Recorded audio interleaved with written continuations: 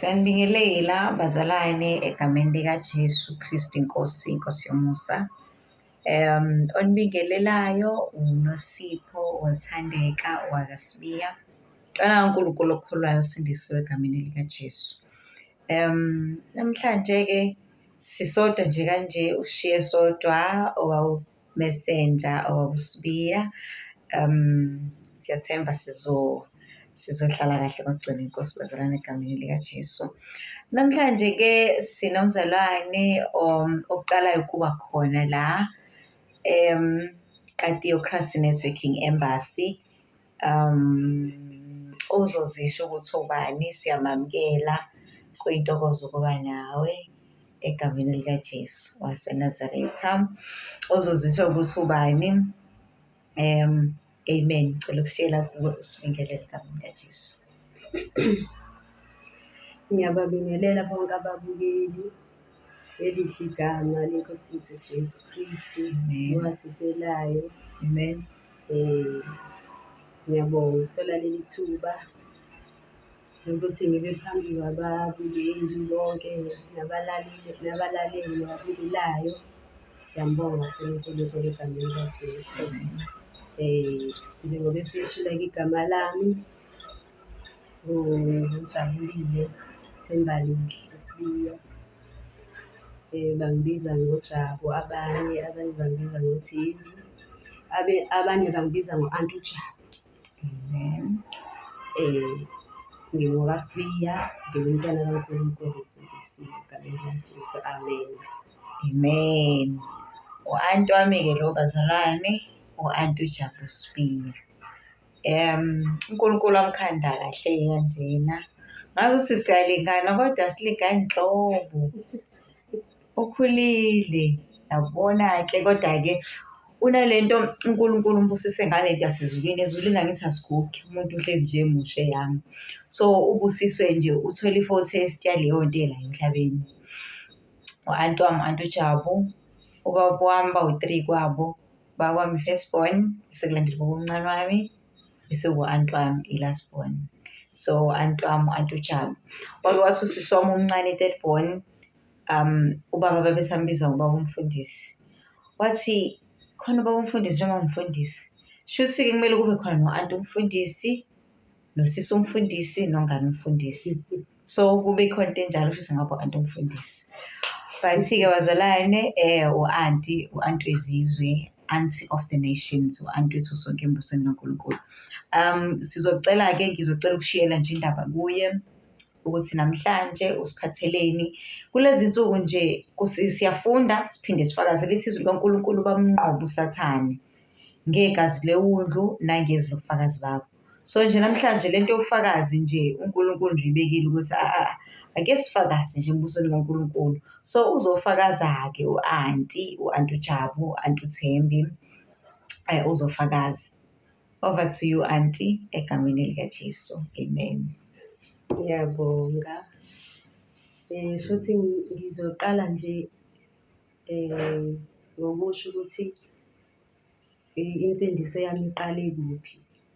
Ngoba eseshilo-ke uNosipho esechazile ukuthi undodakazi. Amen. Shuthi ngizochaza nje ngokusindisa kwami ukuthi ngaqala kuphi. Yaqala kanjani insindiso yami. Njengoba esechazile-ke, sengichazile-ke nami igama lami nesibongo. Seshilo ukuthi sibangaki ekhaya, sibathathu.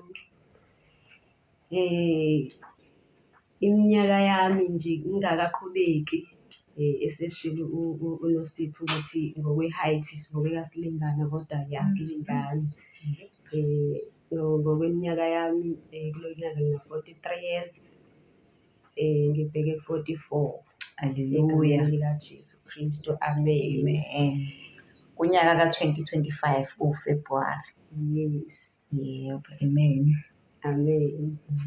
Shuthi ukuqala kwami ukusindiswa nje ngikhulele nje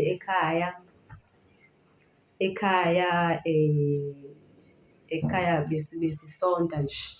Umama nathi-ke singabantwana, ubaba bengesiye umuntu esontweni.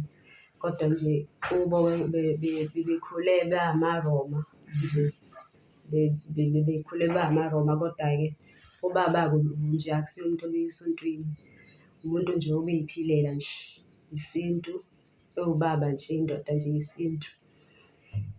Shuthi nje besenza konke nje ekhaya, konke ukuhlatshwa, ukuhlaba, konke nje okwenziwayo. Besihlaba ekhaya, kuhanjwe abathandazi, iy'nyanga, izangoma, nje konke nje lokho okwenziwayo uma usezweni, bekwenziwa konke lokho. Shuthi-ke ekhaya-ke insindiso uma yafika-ke ngumfowethu omdala, ubaba uSibiya esechazile uNosipho, ubaba uSibiya obizwa ngoVusumuzi Sibiya. Insindiso-ke yafika ngaye, uJesu wathola yena kuqala ekhaya, kwaba yena nje wokuqala nje osindiswayo ekhaya. Nasendaweni-ke nje bekuyinto, insindiso into nje ebingaziwa ukuthi yini nje, ibingaziwa. Ngingasho ukuthi nje ubaba uSibiya kwakungowokuqala nje la endaweni esiphila kuyo, la kaMaphumulo owayesindisiwe. So uma esindiswa kubaba uSibiya, ayimele-ke insindiso-ke akhulume-ke nje konke uNkulunkulu ayemnikeza ukuthi akhulume. So singakayizwa-ke nathi-ke into entsha uma isafika ungayizwisisi, futhi-ke angithi ivangeli lensindiso uma lifika likuhlukanisa nezinto, likuhlukanisa nezinto uNkulunkulu angazithandi, likuhlukanisa nje nesono. So kwakuyinto nje esingayizwisisi ukuthi ivangeli lelileni nje, kodwa-ke waqhubeka-ke nje elokhu emele uJesu, efakaza ngaye, eshumayela ngaye uma efikile ekhaya, acela ukuthi kuthandazwe nje, sithandaze noma sasithandaza ekhaya. Ngoba umama wayewumuntu nje wayekholelwa ekuthandazeni, emthanda uNkulunkulu ngokwendlela yesonto ebesisonta kulo. So sasithandaza-ke, kodwa-ke ubaba uSibiya uma ngabe esephenduka, waqhubeka lowo mthandazo, kodwa wawusuhlukile ngoba kwase kukhona le ndaba yensindiso. So kwaqhubeka-ke engathuli kakhulume-ke. Kusho ukuthi-ke ubaba uSibiya uma ngabe esindiswa, wayesebenza Empangeni, la esebenza khona kwelinye lamaplaza aseMpangeni. Yawu, ngaleso sikhathi wayesebenza lapho e-UVS. So shuthi-ke ngelinye ilanga-ke enze i-strategy nje, ngoba uma ngabe usuphendukile akwenzeki ukuthi ungabafiseli abantu bakini, iy'hlobo, umndeni nje bonke abasondelene nawe, akwenzeki nje ukuthi ungabafiseli ukuthi Nkosi yami lokhu engikuzwile nabo bakuzwe. So naye wayenalokho ukuthi uyafisa ukuthi sisindiswe njengomndeni, ayisizwe lento ayizwayo naye ayizwile. So ngelinye ilanga-ke kunenkonzo esikhawini, wasimema-ke, washo-ke ukuthi ene-ke kunenkonzo esesikhawini, wacela ukuthi simvakashele ngoba la ehlala khona wayenomuzi ayehlala kuwo, wacela simvakashele. Awu sahamba-ke, wacela kumama-ke, kubaba, hhayi wangamnqabela-ke, sahamba kuyimina, umama umamncane nendodakazi yakhe. Hhayi sahamba-ke saya esikhawini, saya Empangeni e-UVS ukumvakashela. Kanti kuzoba nalowo nkonzo-ke. Leyo nkonzo yayingo-1999. Yayizoba ngo-1999, kuzoba uye-2000 uDisemba, kuzophela unyaka, kuyinkonzo yokuhlukanisa unyaka. So sahamba-ke saya kulowo nkonzo-ke. Masifika kulowo nkonzo-ke, hhayi kushunyayelwe, kwenziwe konke okwenziwayo, bese kuyashunyayelwa. Kwasho ukuthi hhayi-ke izwi liyayehlula impilo yami, izwi okwakukhulunywa ngalo lapho, noma ngingeke ngisho ukuthi lalikuphi ngoba nje ngangingakazi indaba yezwi. Izwi ababekhuluma ngalo ukuthi uma ngabe uJesu ebuya ulindele yini noma ulungele yini ukuthi uma ngabe umjisi uhambe kunye naye. So ngayihlola-ke nami yami impilo, ngayibuka ngayibona ukuthi angifanele. Futhi angimlungele uJesu ukuthi uma ebuya ngihambe naye nje. Ngayibona ukuthi hhayi isoni, ngayibona ukuthi ngempela uma kuthiwa uJesu uyabuya ngeke nje nhlobo ngize ngikwazi ukuthi nami ngihambe. So yahlabeka-ke impilo yami khona lapho uma ngabe kuvezwa ithuba lokuthi khona yini abamukela uJesu. So singathola lolo thuba-ke lelo kwathiwa siphakamise izandla saya phambili-ke. Nje layihlula inhliziyo yami ngoba lapho nje ngase ngikhala ngaya nje phambili ngikhala nje.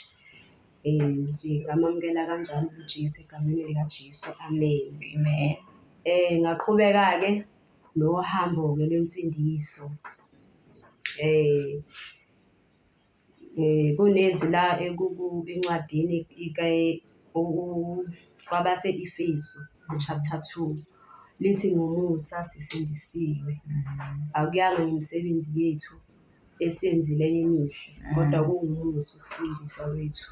So nami ngabona lowo musa-ke uNkulunkulu angenzela wona ukuthi angisindise, ayehlanze izono zami.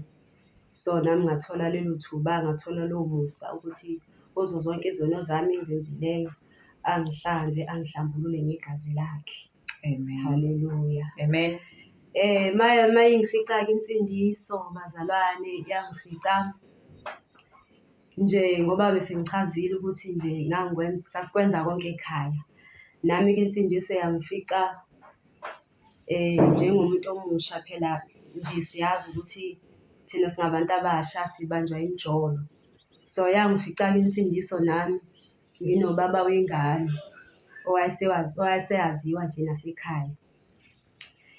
Uma ngabe ifika-ke insindiso nginobaba wengane, ngisindiswa nje kanti sengikhulelwe, sekunengane esiswini, sengikhulelwe kunengane esiswini. Amen. Ifika nje insindiso ngikhulelwe. Ngalowo Disemba lowo ngamukela nje uJesu ngikhulelwe. So maqhubeka kuhambo ngoba sazi ukuthi izwi kaNkulunkulu lithi uma ngabe sesisindisiwe kufanele sizishiye izona, asihambi nazo. Yes. Siyasindiswa, umuntu amukela uJesu ebese yahlukana nezono, ahlukana nakho konke okumxabanisa noNkulunkulu. Amen. So nami-ke lathi imali ngifica-ke njengomuntu omusha, ngisemusha, ngisemncane nje, ngangisemncane. Langifica nginobaba wengane. Mase ngisindisiwe-ke kwaba nalokho ukuthi kuzokwenzeka kanjani-ke ngoba phela ukhona ubaba wengane, uyaziwa futhi nasekhaya. Kumele ngenze njani manje ngoba phela sengisindisiwe, angikwazi ukuqhubeka naye ngoba ukulala nomuntu wesilisa ungashadile kuyisono phambi kaNkulunkulu. Amen. So kwaba-ke kwakukhona ugogo-ke kuleya ndawo yasesikhawini okwavela umbono ukuthi siye kuye. So wangihlelela ubaba uSibili ukuthi siyombona lowo gogo. Lowo gogo wakhuluma into yokuthi uma umuntu esindiswa, uma ngabe umuntu wesifazane ade esindisiwe enomuntu anaye, kumele lowo muntu lowo ashunyayezwe, aphenduke, bese kuyahlelwa ukuthi kushadwe, kuhlanganiswe, kwenziwe into ephelele. Oh, okay. Amen. Ngiyaqhubeka. Kwaba nento kanjalo-ke ukuthi kufanele-ke nje ashunyayezwe uma ngabe, haleluya. I'm sorry ukuphazamisa, kodwa manje umuntu ushunyayezela ukuthi ukuze ashade. Of course phela ngithi uma efuna ukushada wena uzovuma noma yini. Angithi leyo nto leyo. So ubungozi omngaka. Okay, qhubeka-ke kwenzakalani?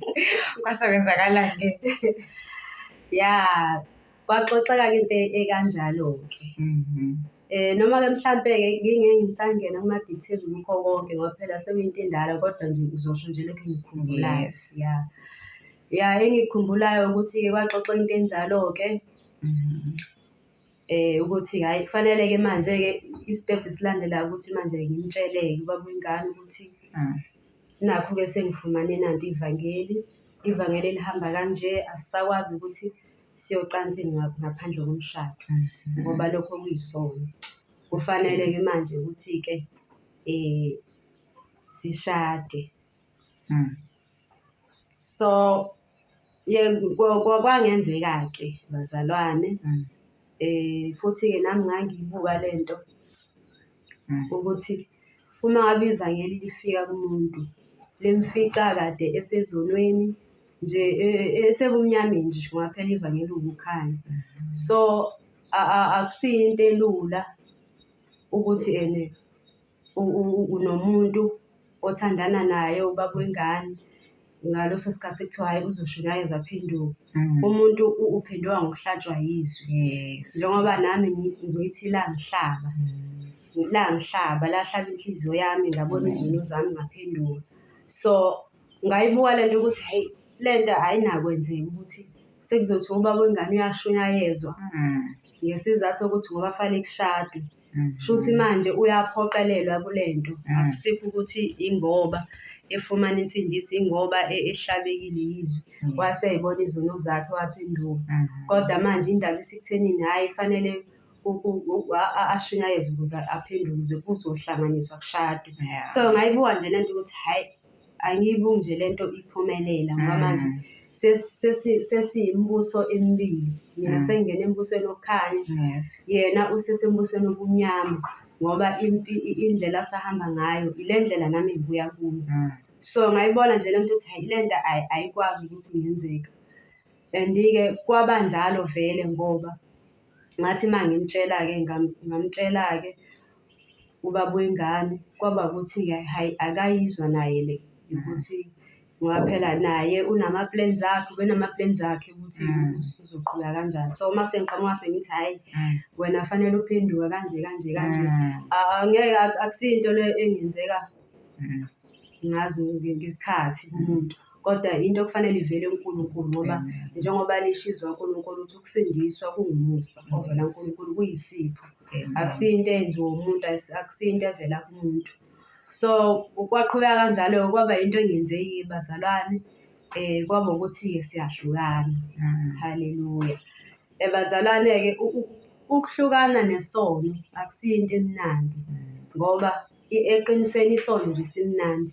Kumnandi ukuhlala esonweni, kumnandi nje ukwenza isono ukuphila esonweni. So kwakungelula-ke ukuthi ukuhlukana nobaba wengane kwangekho lula.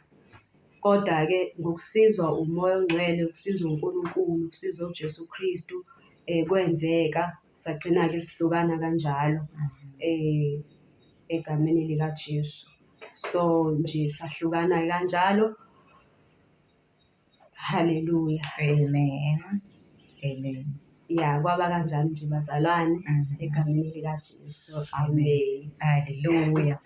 Mhlampe-ke omunye usengabuza ukuthi awuyizwelangani ingcindezi ukuthi ngoba nakho ubhuti wakho usephendukile, yinto le isuke enhlizweni yakho.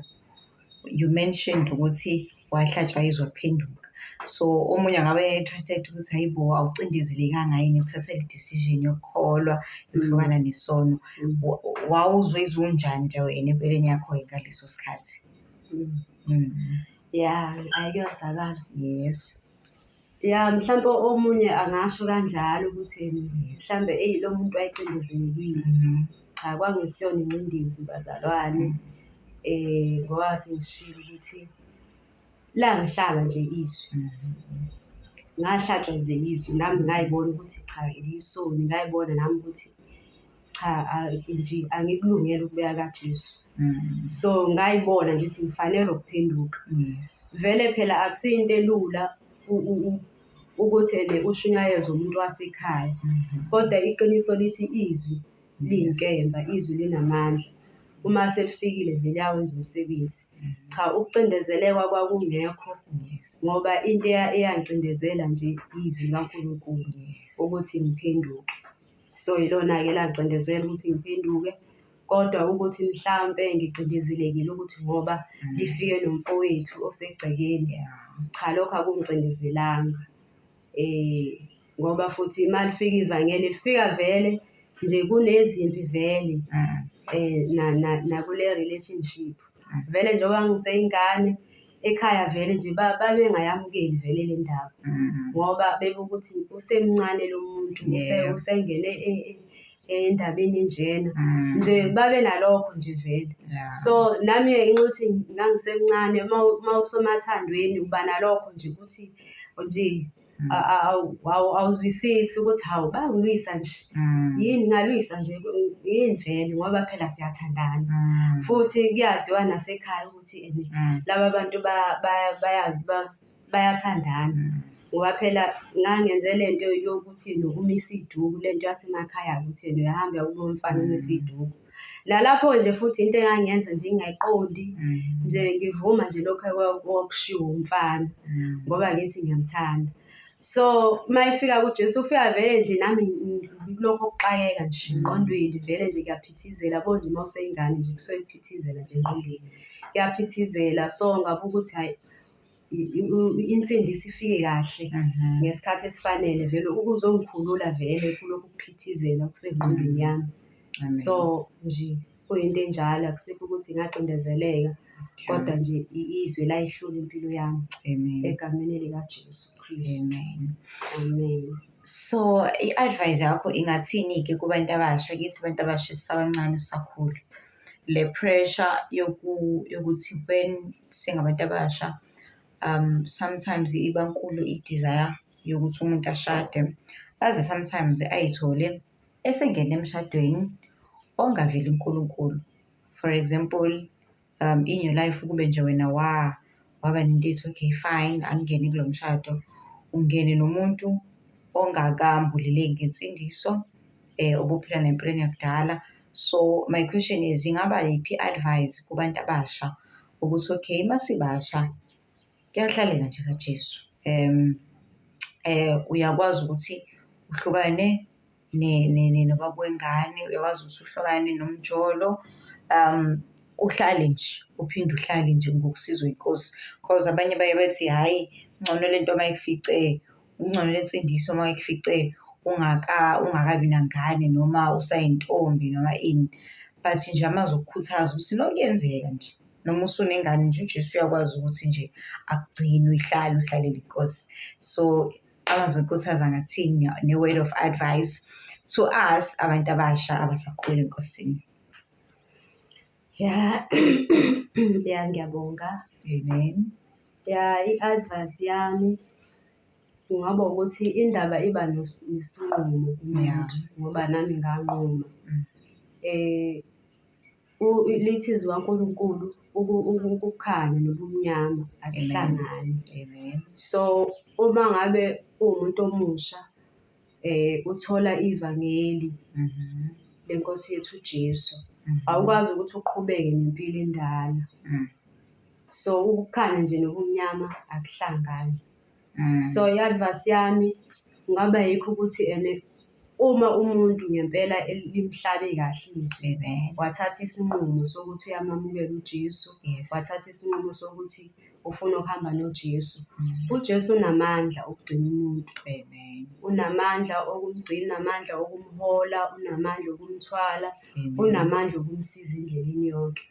Engingakusho lokho ukuthi uma umuntu eficwa ivangeli kukhona umuntu ebenaye, okuhle nje ukuthi nihlukane ukuze uzoqala kahle uhambo lwakho lokuya ekhaya ezulwini. Usuhlukene nezinto zobumnyama.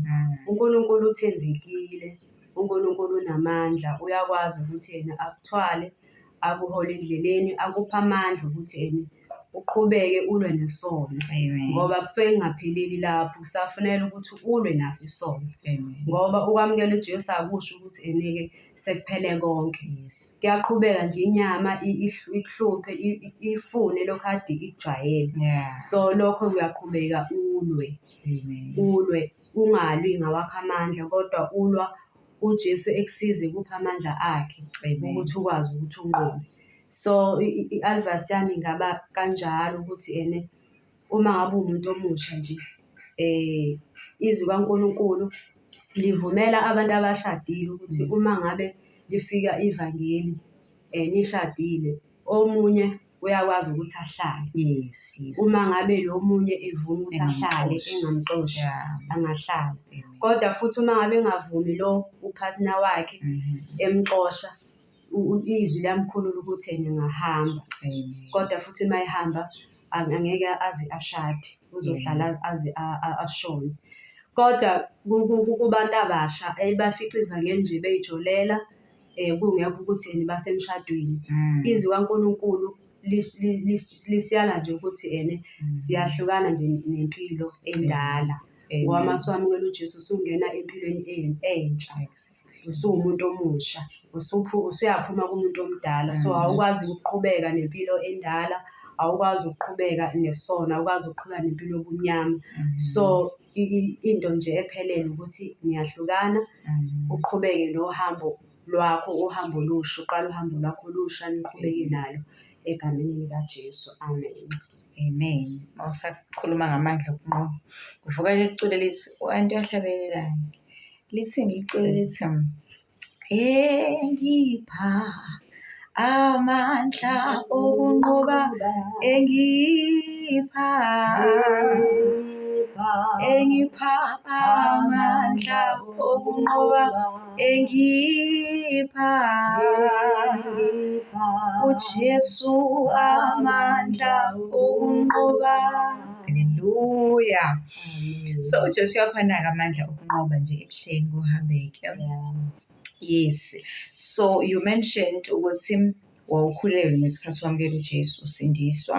So umntwana uhamba unesisu sesisikhulu siyabonakala kodwa ususindisiwe.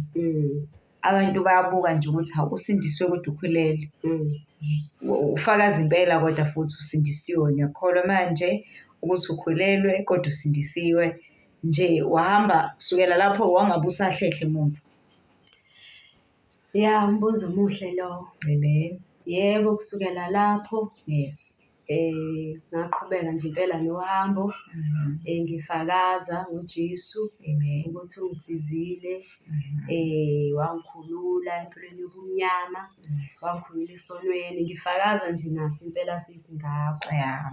Ngoba into engiyifundile ukuthi uma ngabe kufika uJesu empilweni yakho, uthola kuba namandla owatholayo Yeah. ukuthi ukwazi ukukhuluma into obungakwazi ukuyikhuluma, Amen. wenze into obungakwazi ukuyenza. Yes. So nami ngafunda ukuthi uJesu wayengipha amandla okuma, amandla okufakaza ngaye ukuthi uyisizile impilo yami khona ngikhulelwe. Ngoba phela lithi izwi kaNkulunkulu, uJesu uma eze emhlabeni akazelanga abalungileyo, kodwa uzele zona izoni. Yes. So angibanga namahloni ukuthi ngisindisiwe ngoba umsebenzi ngiyawazi uNkulunkulu awenzile empilweni yami. Yes. So ngaqhubeka nje kanjalo Amen. nesisu, ngifakaza ngoJesu, ngikhonza enkonzweni Amen. nje, ngimkhonza uNkulunkulu ngayo yonke indlela. Amen. Amen.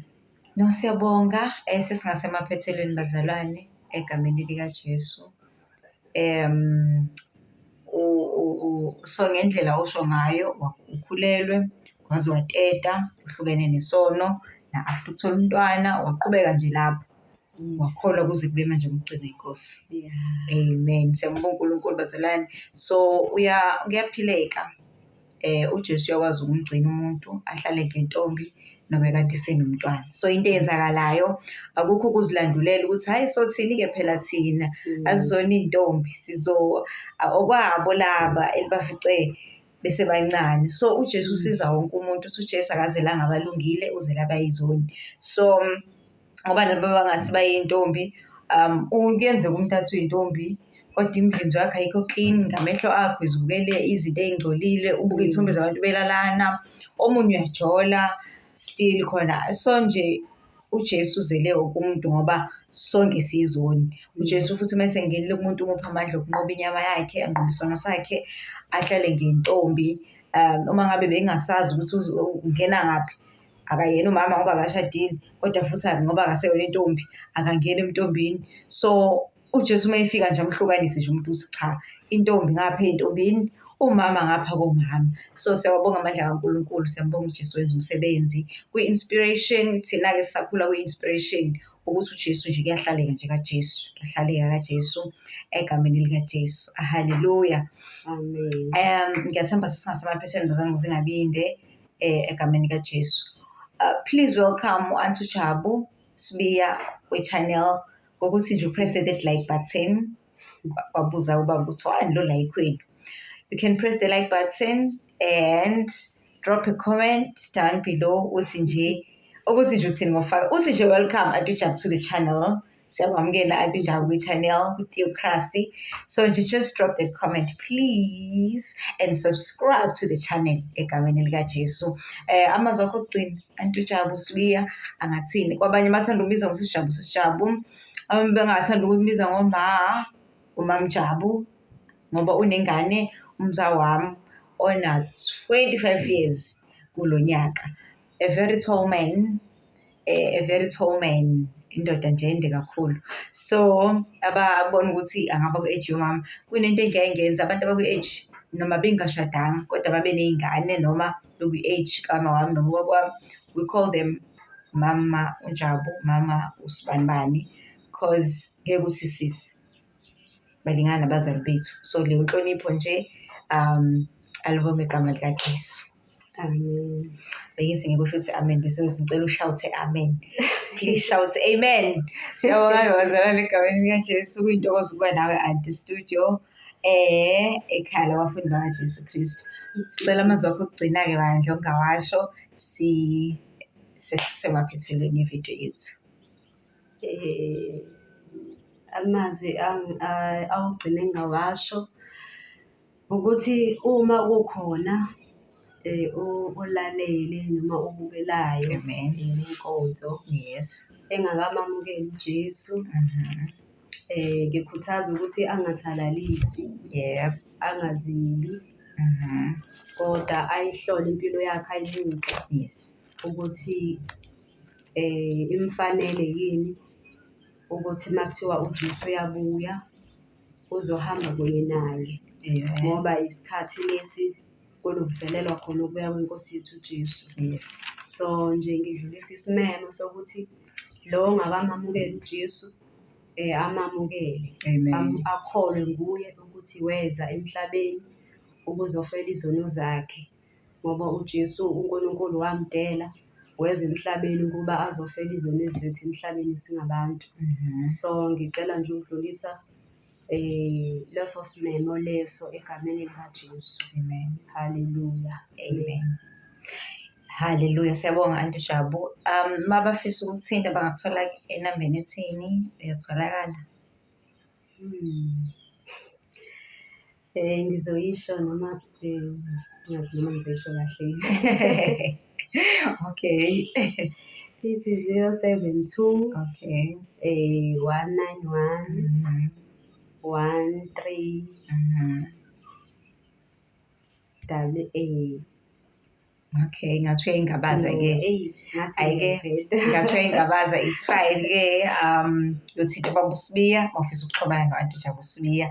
Uma kuwukuthi le namba leyishoyo ayingeni ngoba hhayi ngathi akanayisho ngayo. Ngicela sivale nge-scripture nje bazalwane esiku-Corinthians wokuqala chapter number 6. Soqala ukufunda laphaya ku-verse number 15. Ukufundeka khona kanje. Anazi yini ukuthi imizimba yenu yizitho zikaKristu na? Pho ngithathe izitho zikaKristu ngizenze izitho zesifebe na? Cha nakanye. Kepha anazi yini ukuthi ohlangana nesifebe ungumzimba munye naso na? Ngokuba uthi yena labo ababili bayakuba nyamanye. Kepha ohlangane neNkosi ungumoya munye nayo. Balekelani ubufebe. Zonke izono azenzayo umuntu zingaphandle komzimba. Kepha wenza ubufebe wona owakhe umzimba.